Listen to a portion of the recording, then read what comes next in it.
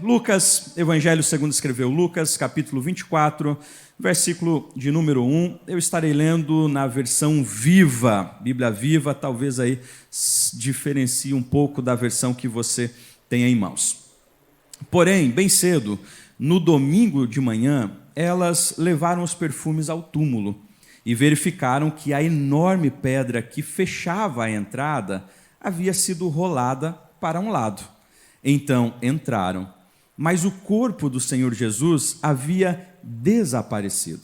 Ficaram ali assustadas, procurando imaginar o que poderia haver acontecido com o corpo. De repente, apareceram dois homens diante delas, vestidos de mantos tão brilhantes que os olhos delas ficaram ofuscados. As mulheres ficaram amedrontadas e se curvavam diante deles. Então os homens perguntaram: por que vocês estão procurando no túmulo alguém que está vivo? Ele não está aqui. Jesus ressuscitou. Não se lembram do que ele disse a vocês na Galileia, que o Messias devia ser entregue ao poder dos homens maus, ser crucificado e ao terceiro dia se levantaria novamente. Amém. Assente-se, por gentileza.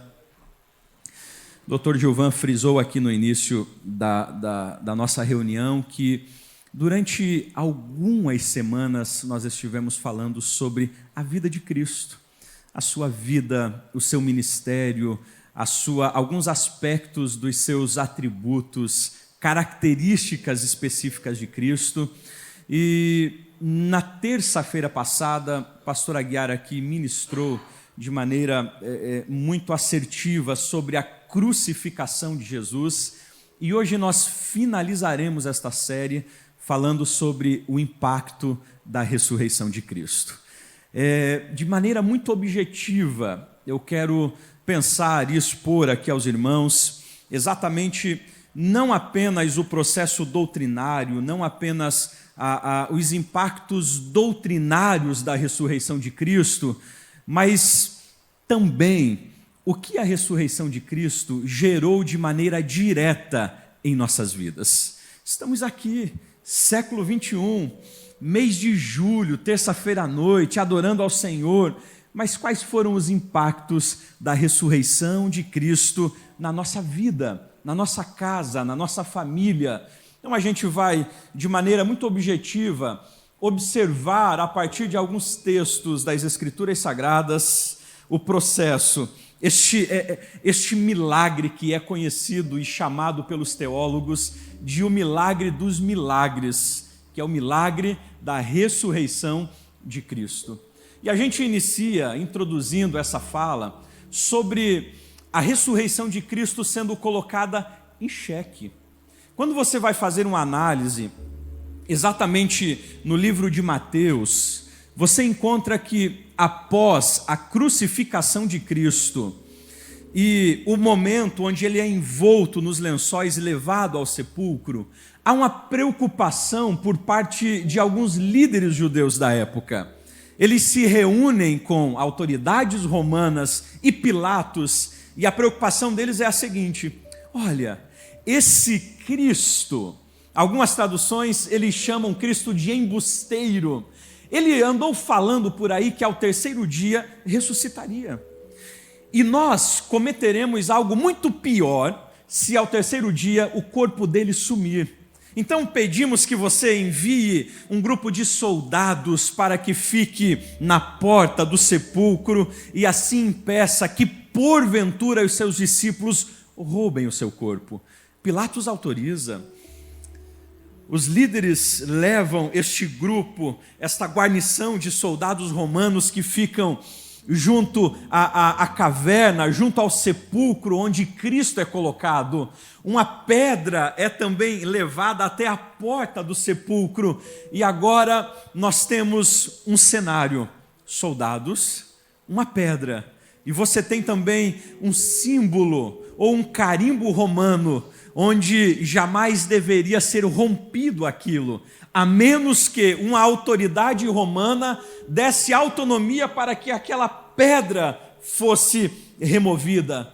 Toda esta precaução, ela tinha um único objetivo, tinha uma única proposta: impedir que boatos se espalhassem de que Jesus havia ressuscitado, e desta forma o número de seguidores de Cristo aumentasse. A história nós conhecemos. Ao terceiro dia, no domingo pela manhã, Jesus ressuscitou.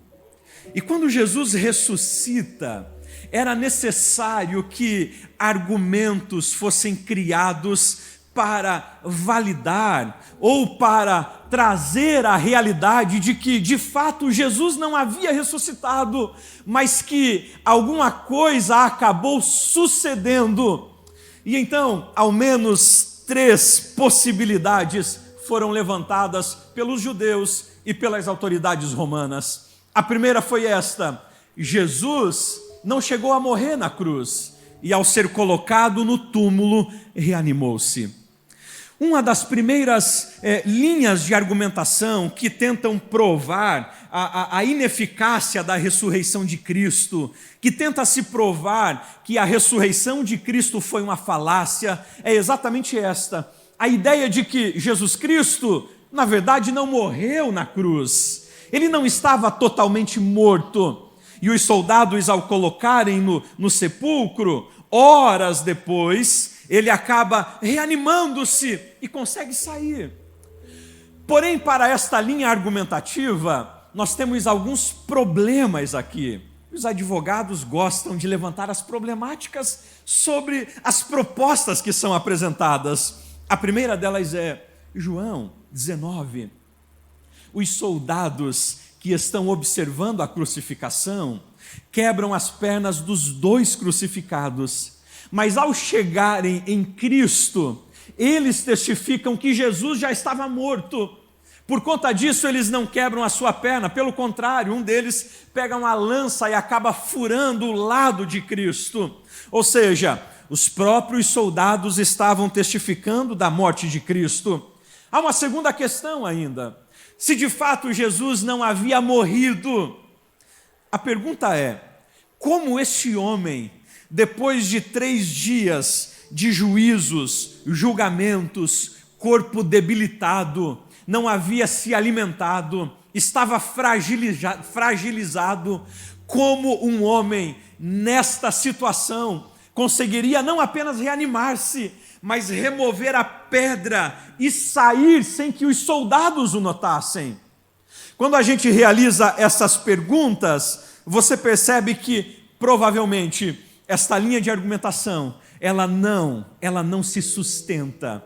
Então levantaram uma segunda proposta: bom, Jesus Cristo, na verdade, ele morreu, mas o grande problema é que as mulheres foram no local errado. Porque é exatamente a partir das mulheres que nós temos a notícia de que Jesus ressuscitou. Então levanta-se a segunda proposta: as mulheres foram no túmulo errado. Para esta proposta, a resolução era simples: bastava levarem as mulheres e os discípulos ao sepulcro correto, e eles perceberiam que o sepulcro estava ali, a pedra estava ali, e se removessem a pedra, também perceberiam que Cristo estava lá dentro. Então esta proposta, tentando validar a realidade de que Cristo não ressuscitou, ela também não se sustenta.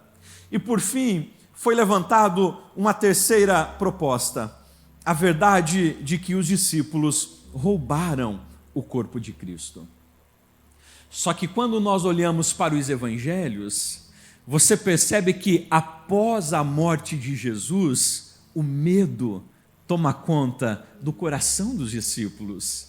Nós temos de maneira muito clara a narrativa de que alguns deles começam a deixar Jerusalém e voltar para as suas cidades. Outros acabam se trancafiando em cenáculos com medo da represária que poderia vir, seja por parte dos judeus ou dos romanos. Então, primeiro, nós temos homens que estão apavorados, que estão com medo, porque aquele que era o líder deles havia morrido. Mas há uma segunda questão aqui ainda. Se de fato os discípulos de Cristo romperam a guarnição dos soldados romanos, removeram a pedra e roubaram o túmulo de Cristo e levaram o corpo de Cristo, a questão é: estes homens não teriam inteligência suficiente para morrer pela mentira que eles mesmos inventaram? Porque quando você faz a leitura contínua dos textos, nós compreendemos que todos os discípulos de Cristo, segundo a tradição, com exceção de João, foram mortos de maneira cruel. Os seus seguidores e aqueles que vieram após os discípulos até o século III, também na sua grande maioria, morreram de forma cruel. E a grande questão aqui é a seguinte: se os discípulos de fato roubaram o corpo de Cristo e agora propagaram a mentira de que ele havia ressuscitado, por que eles levariam esta mentira até o ponto de morrerem crucificado, torturado, cerrado ao meio por uma mentira? Isso mostra-nos que este argumento também não se sustenta. E aí nós temos uma percepção que é levantada a partir de duas realidades. Existem duas evidências que vão trazer de maneira muito clara que a ressurreição de Cristo de fato aconteceu. A primeira evidência, que é chamada de evidência externa, é que o túmulo estava vazio e o seu corpo nunca foi encontrado. Perceba isso. Você pode estudar historiadores, você pode realizar pesquisas a partir de ateus que trabalham incansavelmente, teólogos ateístas ou até mesmo liberais, e você não vai encontrar nenhum destes que vai trazer uma linha argumentativa de que o corpo de Cristo foi encontrado, ou que o túmulo de Cristo, na verdade, não estava vazio. Não. Nenhuma autoridade romana e nenhum dos líderes do povo judeu encontrou o corpo de Cristo, porque de fato Jesus ressuscitou. Mas existe uma segunda evidência externa, que é exatamente o grande número de pessoas que viu a Cristo. Perceba que durante os 40 dias que Cristo ficou na terra após a sua ressurreição, ele aparece não apenas a um grupo pequeno de pessoas. Colocaria-se em xeque a ressurreição de Cristo se ele se apresentasse apenas às mulheres. Colocaria-se em xeque a ressurreição de Cristo se ele se apresentasse apenas aos seus 12 discípulos. Poderíamos muito bem olhar e dizer: não, nós não acreditamos, porque afinal de contas é apenas os 12 que caminharam com ele, agora são 11 que estão proclamando que ele ressuscitou. Mas nós vamos encontrar narrativas, seja dos evangelistas, seja de Lucas, seja de Paulo, que Jesus aparece às mulheres, Jesus aparece aos discípulos, Jesus aparece àqueles 2 discípulos que estão indo rumo a Emaús, Jesus aparece a Paulo no caminho de Damasco, Jesus aparece a mais de 500 pessoas no monte onde ele estava sendo assunto ao céu. E tudo isso nos mostra que Jesus de fato ressuscitou. Ou seja, a ressurreição de Cristo, ela é uma evidência histórica. Nós precisamos primeiro ter a compreensão de que a ressurreição de Cristo não é um mito. A ressurreição de Cristo não é uma ideia criada apenas na mente dos seus discípulos da época. A ressurreição de Cristo é uma evidência, um acontecimento verdadeiro que marcou a historicidade humana e que até hoje gera impactos na vida daqueles que são alcançados por ele. Jesus de fato ressuscitou. Temos a compreensão que Jesus de fato tornou a vida em um corpo glorificado. Se você ler alguns teólogos liberais, eles ensinarão que não, que a ressurreição de Cristo não passa de um acontecimento que foi gerado na mente dos seus discípulos para que eles acreditassem em algo que lhes trouxesse esperança. Mas quando a gente olha não apenas para as Escrituras, mas para a história da humanidade, você percebe que todas aquelas pessoas que tiveram de fato um encontro real com Cristo foram transformadas. E as transformações, elas só são possíveis se você de fato tiver um encontro com aquele que está vivo. Jesus ressuscitou. Quando a gente faz uma análise um pouco mais detalhada sobre a ressurreição de Cristo, nós chegamos exatamente na igreja de Corinto, capítulo 15, e nós temos uma grande problemática que é levantada ali. Os cristãos de Corinto estavam abandonando a fé do cristianismo e abraçando a filosofia grega. A filosofia grega ensinava que a alma era imortal, mas o corpo não. Os gregos ensinavam este dualismo, a ideia de que a matéria era essencialmente corrupta e má. E dessa forma, Cristo não havia ressuscitado de forma corpórea, apenas em espírito. E isto começou a gerar inúmeras controvérsias dentro da igreja de Corinto. E de maneira muito direta, esta era uma oposição a uma doutrina base, a uma doutrina pilar do cristianismo, que era sobre a ressurreição de Cristo. Quando Paulo tem a compreensão do que está acontecendo, ele trata de maneira muito direta com a igreja. E Paulo vai criar uma hipótese. A primeira hipótese que Paulo cria a partir do capítulo 15 de 1 Coríntios é esta: e se Cristo não tivesse ressuscitado? Com muito carinho, pergunte para quem está do seu lado: e se Cristo não tivesse ressuscitado? O que aconteceria?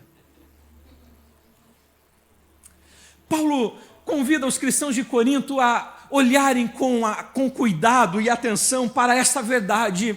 E se Cristo de fato não tivesse ressuscitado? E ele realiza uma série de argumentações com base a esta realidade. Paulo inicia dizendo: se Cristo não ressuscitou, a nossa fé e pregação seria vã. Paulo começa trazendo aos cristãos de Corinto a consciência que, se Cristo não tivesse ressuscitado, a fé deles era uma fé vazia, era uma fé morta, era uma fé sem sentido, era uma fé sem base. E se a fé era morta e sem sentido, então logo a pregação destes cristãos também era uma pregação falaciosa, uma pregação mentirosa. Então Paulo inicia chamando a consciência dos irmãos de Corinto que, se Cristo não ressuscitou, a fé e pregação era vã. Paulo continua dizendo: se Cristo não ressuscitou, o nosso testemunho é falso. E uma das expressões que ele usa é exatamente a ideia de que somos falsas testemunhas e estamos testemunhando contra Deus, porque estamos anunciando algo que o próprio Deus não realizou. Então Paulo está dizendo: ei, se Cristo não ressurgiu dos mortos, somos falsos ou falsas testemunhas. O nosso testemunho é enganoso, é mentiroso, e logo aquilo que anunciamos e vivemos também é uma grande mentira. E Paulo continua com os cristãos de Corinto. Ele vai dizer: se Cristo não ressuscitou, os nossos pecados não seriam perdoados. Se Cristo não ressuscitou, então nós temos um grande problema doutrinário. O problema de que o seu sacrifício não foi aceito por Deus. E se Cristo não ressuscitou, nós não temos alguém que está à direita de Deus intercedendo por nós. Se de fato Cristo não ressuscitou, nós não somos justificados e logo continuamos em um estado de perdição eterna. Se Cristo não ressuscitou, a salvação não pertence a nós. Se Cristo de fato não ressuscitou, nós não temos um mestre vivo intercedendo por nós. Paulo dá sequência e ele vai dizer aos cristãos de Corinto que se Cristo não ressuscitou, os antepassados pereceram na morte. O que ele traz à consciência dos cristãos de Corinto é que todos os santos, seja do Antigo Testamento até João, que morreram na esperança do Messias que viria, morreram em uma esperança vã. O que Paulo está lançando luz à consciência destes cristãos é que, se de fato Cristo não ressuscitou, desde o primeiro que morreu em Cristo, Abel, até João Batista, todos esses pereceram em uma falsa esperança. E a última palavra sobre a vida deles não é a palavra da vida, mas a palavra da morte. E Paulo vai finalizar dizendo aos cristãos de Corinto que se Cristo não ressuscitou, a nossa esperança seria vazia e seríamos os mais infelizes de todos os homens. O que Paulo está trazendo à consciência dos cristãos de Corinto é que, se de fato o Senhor não ressuscitou, então a vida deles seria uma vida carregada de desesperança. E que de fato todos aqueles que se entregaram aos prazeres da carne estavam de fato com a razão. Paulo está lançando luz à consciência dos cristãos que se Cristo não ressuscitou, não há céu, não há inferno, não há eternidade, e todo o nosso movimento de esperança com relação ao futuro, com relação ao céu, com relação à eternidade, é vazio. Não há sentido de vida, não há sentido de existência. E dessa forma nós precisamos concordar com o niilismo, com o ateísmo de que ao morrermos aqui, a nossa vida então encerrou e não há absolutamente mais nada. O que Paulo está fazendo aqui é exatamente confrontando os cristãos de Corinto. Ele está trazendo a consciência de que, se Cristo de fato não tivesse ressuscitado, então para eles, absolutamente todos os seus movimentos, as suas pregações, as suas crenças, elas seriam vazias. Porém, ao final desta exposição, no versículo 20 do capítulo 15, é como que se Paulo escrevesse agora em caixa alta aos cristãos de Corinto. Ele declara: mas de fato, Cristo ressuscitou dentre os mortos. Paulo, ele traz esta não apenas este lembrete, mas esta verdade doutrinária aos cristãos de Corinto. E se Cristo de fato ressuscitou dentre os mortos, nós precisamos perceber que há um impacto à nossa vida, há um impacto doutrinário. Bom, pastor, e qual é o impacto doutrinário da ressurreição de Cristo? O impacto doutrinário pode ser visto a partir da mesma leitura do capítulo 15, porém agora de maneira invertida. Se Cristo ressuscitou, então a nossa fé e a nossa pregação, ela não é vã. Ou seja, a minha e a sua fé é verdadeira. A nossa fé, ela tem sentido, porque ela não está estabelecida em alguém que está morto, mas em alguém que está vivo. E se a nossa fé faz sentido, então a nossa pregação é verdadeira. Ela é pregação que gera vida, que gera transformação, porque ela está embasada no Cristo que ressuscitou. Se Cristo de fato ressuscitou, o nosso testemunho não é falso. Se Cristo de fato ressuscitou, a nossa fala, o nosso movimento é um movimento verdadeiro, porque nós carregamos a mensagem da verdade. Se Cristo de fato ressuscitou, então Paulo afirma que os nossos pecados foram perdoados. Sabe o que gera segurança em nossa alma? É exatamente a compreensão de que nos movemos na certeza de que os nossos pecados foram perdoados. Paulo, escrevendo uma das suas cartas, vai dizer que a cédula que era contrária a nós nas ordenanças divinas foi retirada do nosso meio, riscada e cravada na cruz. Em outro momento, escrevendo aos cristãos da cidade de Éfeso, Paulo vai dizer que pela morte de Cristo nós somos libertos e os nossos pecados são perdoados. Escrevendo aos cristãos de Roma, ele vai dizer que nenhuma condenação há para aqueles que estão em Cristo. Ou seja, porque ele ressuscitou, eu tenho a certeza de que os meus pecados foram perdoados.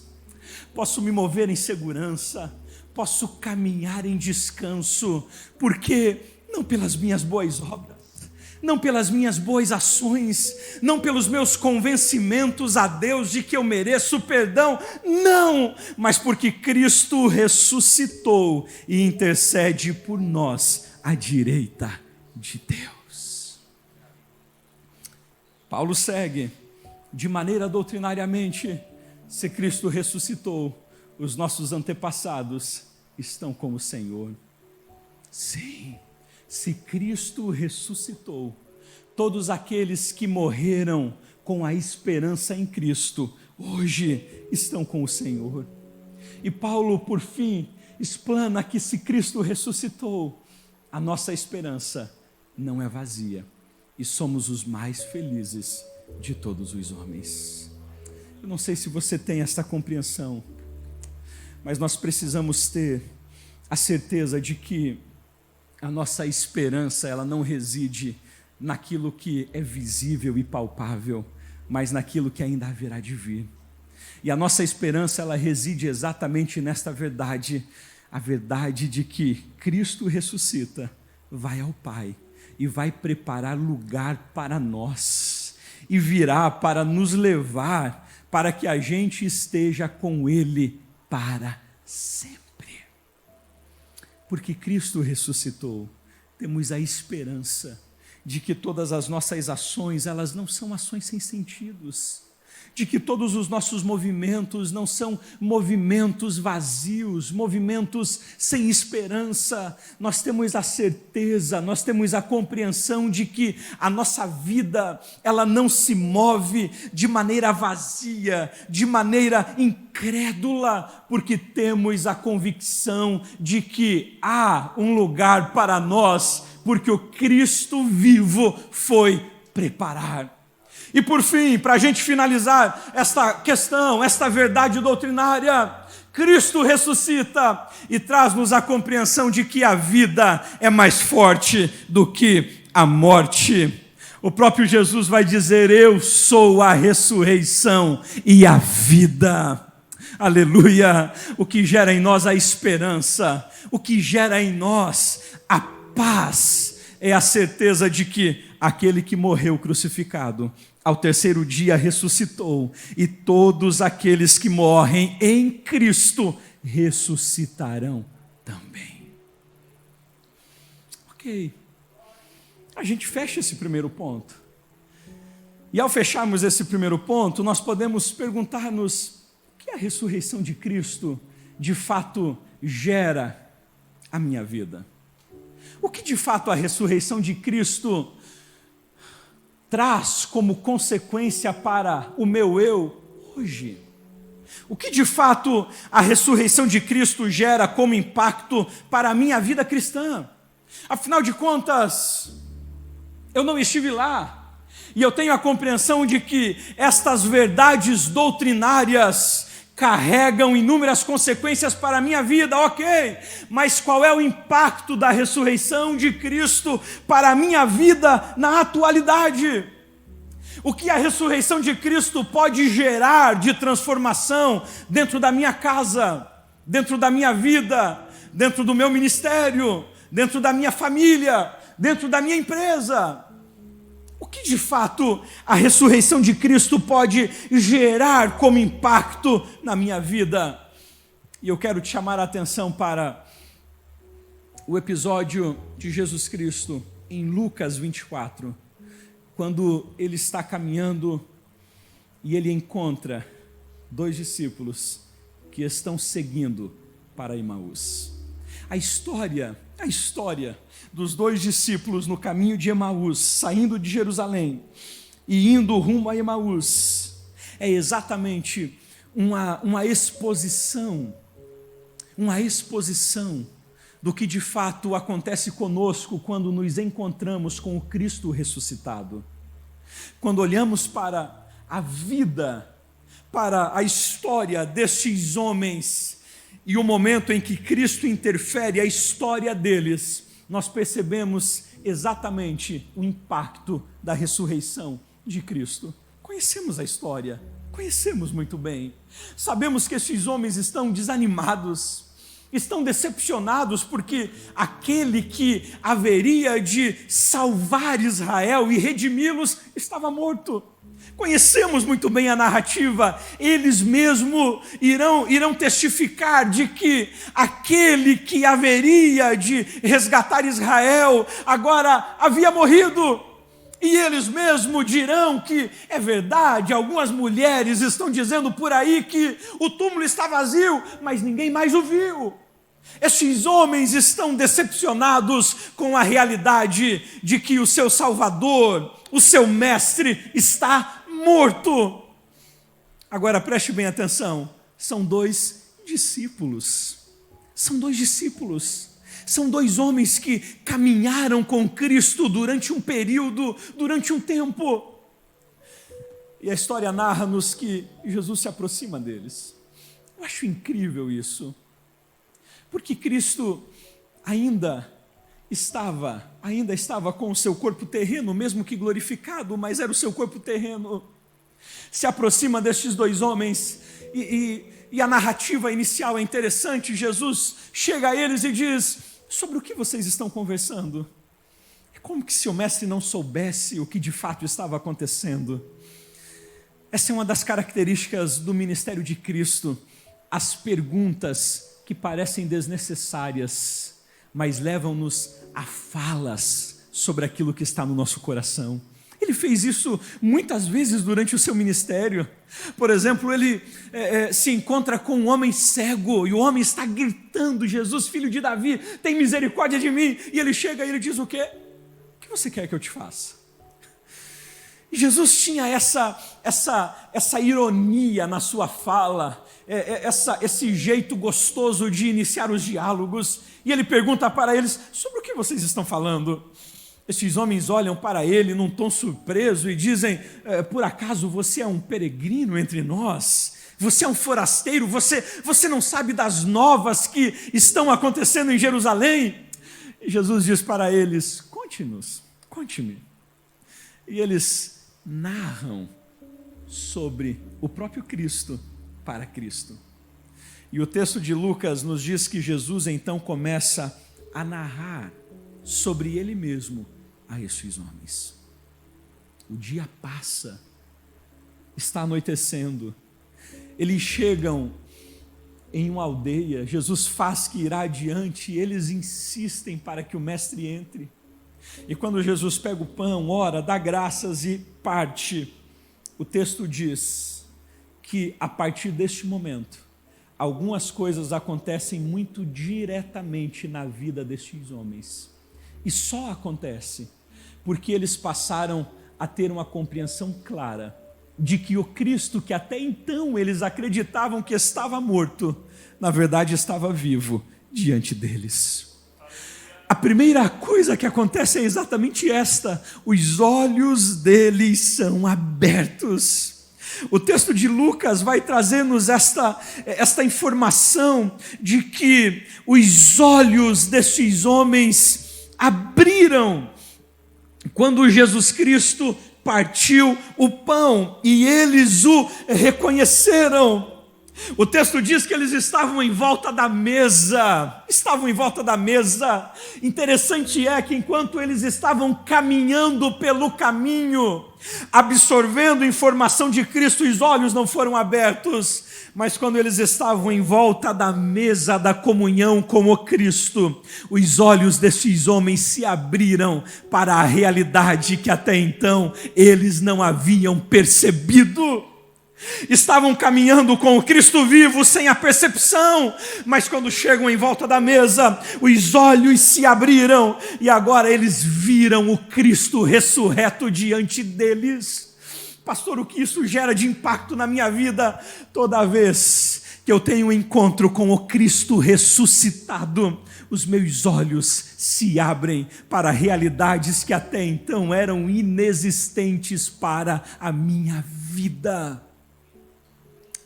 Quantos de nós nos movemos a partir de olhares carnais, de olhares materialistas, de olhares seculares, porque nós ainda não tivemos um encontro real e verdadeiro com o Cristo ressuscitado?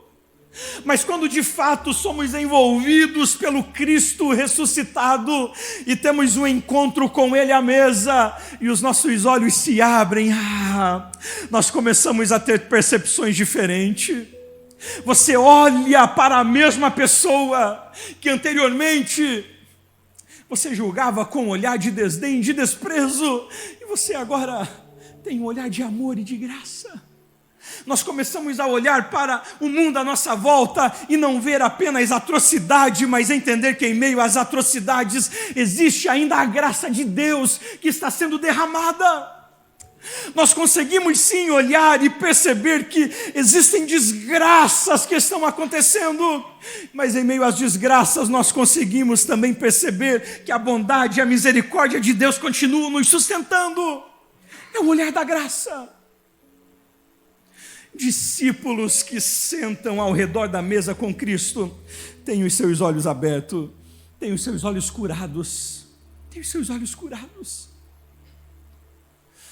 Nós encontramos inúmeras pessoas pelo caminho, pela caminhada cristã, que os seus olhos ainda não foram abertos e a sua visão é apenas nos eventos traumáticos.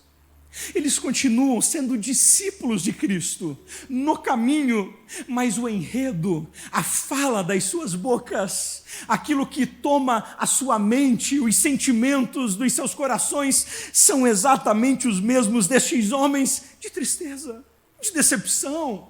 São pessoas que não conseguem olhar para frente, a sua vida, a sua história, e o seu olhar, ele continua preso às tragédias do passado. É exatamente estes homens. Jesus está dizendo: o que aconteceu? E eles estão dizendo: não sabe, o nosso mestre morreu. Mas a partir do momento que a gente passa a ter as experiências com o Cristo vivo, o nosso olhar é curado, as percepções são novas. Nós olhamos agora para os mesmos traumas e a gente não vê apenas traumas, mas vê a graça de Deus ali nos resgatando. A gente consegue olhar para situações que anteriormente eram apenas caóticas e agora nós percebemos que naquelas situações o Senhor nos resgatou com mão forte e com graça.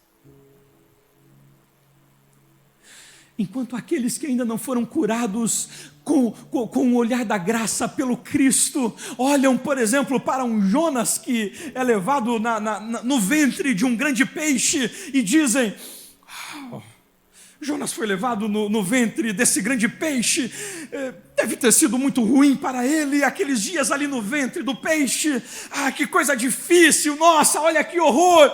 Aqueles que já tiveram um encontro com Cristo ressurreto, olham para o mesmo evento e dizem: o peixe foi a graça de Deus para que Jonas não morresse afogado no mar. A primeira coisa que acontece com aquele que tem um encontro com o Cristo ressurreto é o olhar curado. Olhar curado. Segunda coisa é exatamente coração ardendo. Quando os olhos deles são abertos, um testifica ao outro: não ardia o nosso coração quando ele falava conosco. Incrível esta expressão. Esta expressão que eles estão usando é exatamente uma expressão de queimor interno. Eles estão testificando um ao outro enquanto nós o ouvia, mesmo que os nossos olhos ainda estavam fechados, mas havia no nosso coração um queimar, havia em nós um sentimento que nos movia, um sentimento de prazer, de alegria, de euforia, e esse sentimento é tão autêntico que quando Cristo está para passar, para ir adiante, eles os constrange para que Cristo fique com eles, porque havia um coração que estava ardendo pelo que estavam ouvindo. Discípulos de Cristo que passam a ter um encontro real com o Cristo vivo, o coração destas pessoas está sempre inclinado a ouvir a voz de Deus. São pessoas apaixonadas pela mensagem, pela palavra de Cristo. São homens e mulheres que o coração é uma terra fértil, que são apaixonados por sentar e ler as Escrituras e ouvir a palavra. Por quê? Porque o coração arde, porque estamos falando sobre Cristo. Agora, além do coração ardendo, a rota destes homens é alterada.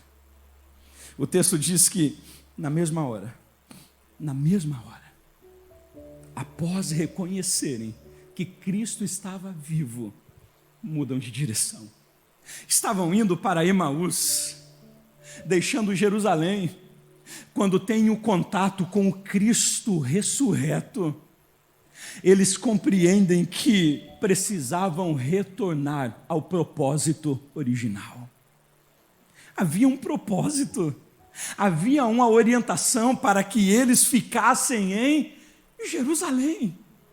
Perceba, enquanto eles estavam com a mentalidade de que Jesus estava morto, estavam desviando-se e afastando-se do propósito, os pés e os olhos estavam para Emaús. Mas quando tiveram um encontro pessoal com o Cristo vivo, alteraram a sua rota. Os seus pés agora não estavam mais velozes para Emaús, mas para Jerusalém.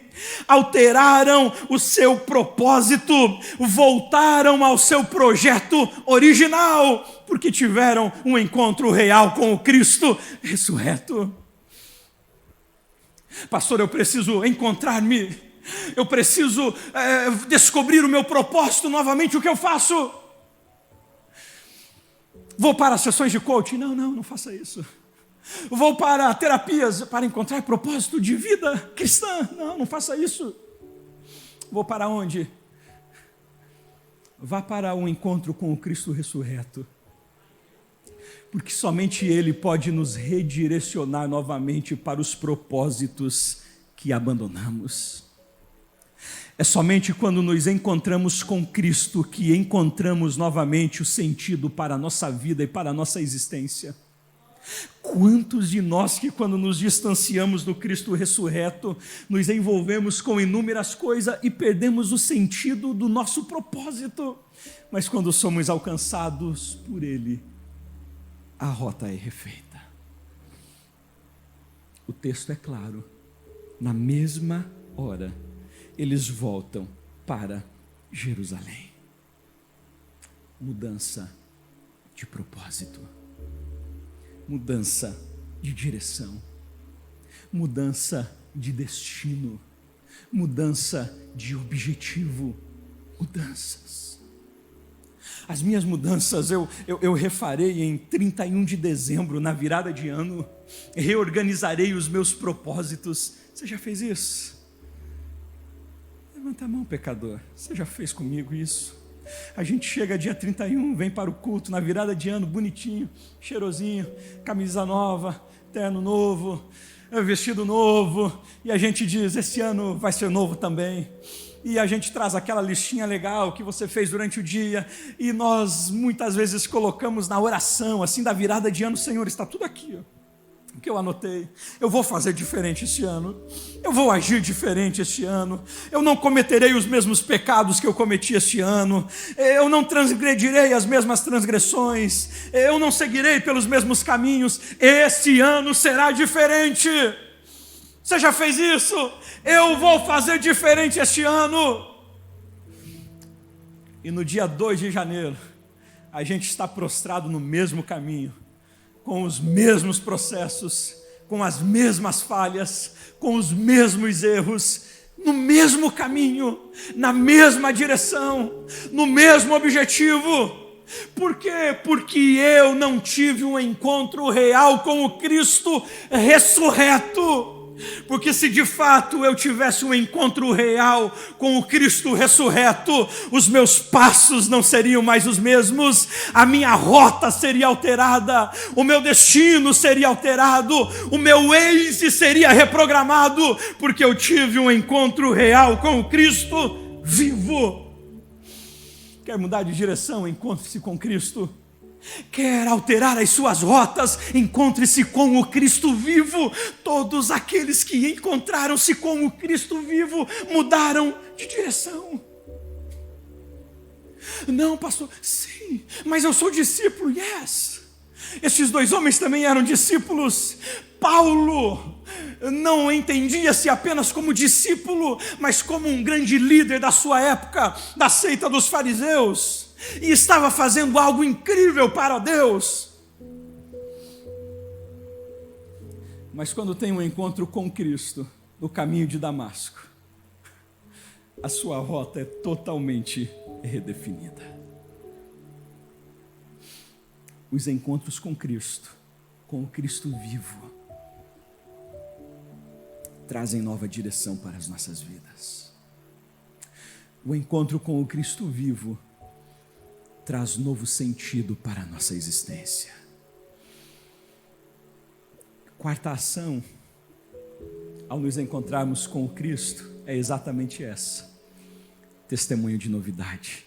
O que eles fazem? Eles voltam a Jerusalém, mas não se calam. O texto diz que eles procuram os demais discípulos e eles começam a testemunhar do que acontecera. Eles declaram: ei, nós o encontramos, ele está vivo, ele não está morto, ele não está no sepulcro. Não roubaram o corpo dele, não esconderam, nós o encontramos, ele está vivo, nós comungamos com ele. E o texto diz que os demais discípulos também testemunhavam: sim, nós também o vimos, Pedro também o viu, Tomé também o viu, ele está vivo. Todos aqueles que têm um encontro real com Cristo, escute bem isso, tornam-se inevitavelmente testemunhas do Cristo. Ai, pastor, eu não sinto vontade de falar de Cristo. É porque você ainda não teve um encontro real com esse Cristo. Não, pastor, eu não concordo com isso.